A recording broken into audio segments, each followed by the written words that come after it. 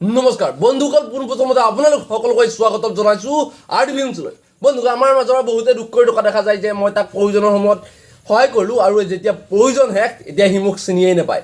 বন্ধুসকল, আচলতে এনেকৈ মাথা মাৰি দুখ কৰি লাভ নাই, কাৰণ আমাৰ পৃথিৱীখনে প্ৰয়োজন অনুসৰি চলে।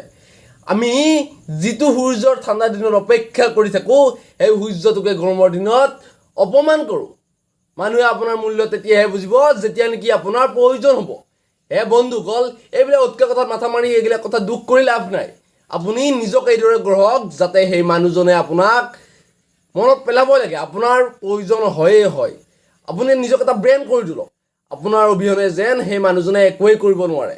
তো বন্ধুসকল, আজিৰ ভিডিঅ'টোত ইমানেই। যদি আপুনি ভিডিঅ'টো চাই ভাল পালে তেনেহ'লে লাইক, কমেণ্ট আৰু শ্বেয়াৰ কৰাৰ লগতে চেনেলটো ছাবস্ক্ৰাইব কৰি কাষতে থকা বেল আইকনটো বজাই দিয়ক যাতে মোৰ প্ৰত্যেকটো ভিডিঅ'ই আপোনালোকে চাব পাৰে।